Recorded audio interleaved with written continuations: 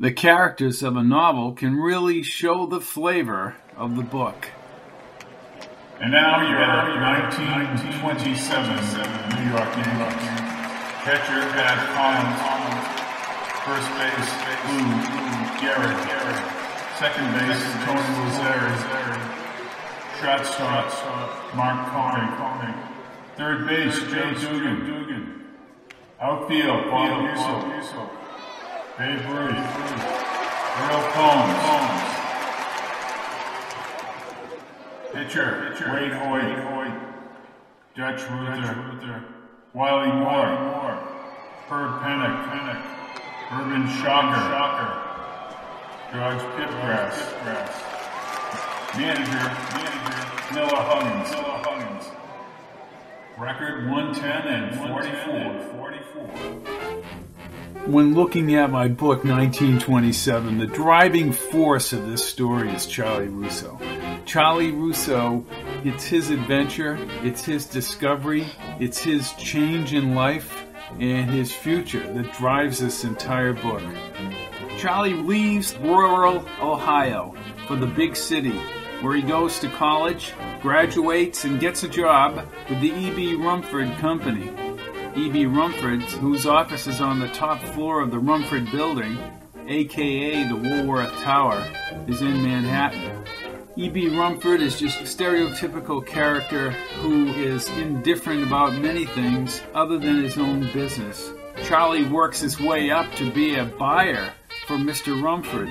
His luck continues as he romances and then becomes a fiancé to E.B. Rumford's daughter Francine. But Charlie's luck is about to change, but in a different way. His character revolves around his love for the New York Yankees, this 1927 team, and particularly the home run quest of Babe Ruth in his 60 home runs. Now, this 60 home run quest continues on through the book. Charlie first makes an appearance at Yankee Stadium with his friends in the beginning of the season in 1927, and then hears updates as his fabulous adventure unfolds. The adventure unfolds because of whom he meets at Yankee Stadium in 1927. Jamal is the focal point for Charlie's change, a freckled-faced, auburn-haired lady in a colorful frock. Charlie, even though engaged to Francine, becomes enamored by this woman. But he lets her go through the turnstile, only to see her again when they meet at the Lindbergh flight to Paris from Roosevelt Field on Long Island. Then he drives Jamal back to the city. He's slowly beginning to think that she's a very strange individual, not of this time period. And indeed she isn't. She's from the future, 10,000 years in the future, where a cataclysmic war between the Avengis and the Sagians have destroyed humanity and the Sagians.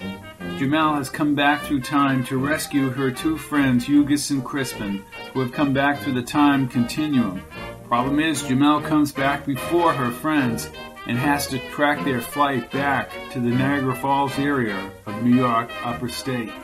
Charlie soon sees through Jamal's apartment and the machine she is building to contact the Sagians of that time period that she is from another place and time. She actually projects images of the future conflict.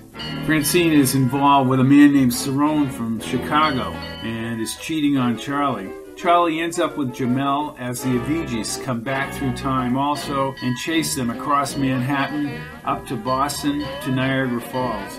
They get up to Niagara Falls with another character that really has a positive effect in this book. Don Langley is the pilot, and he's riding one of those early aircrafts that have to go between city and city. And he flies them all the way up to Niagara Falls, where she is located, the end of the time continuum, where her friends Hugus and Crispin have landed.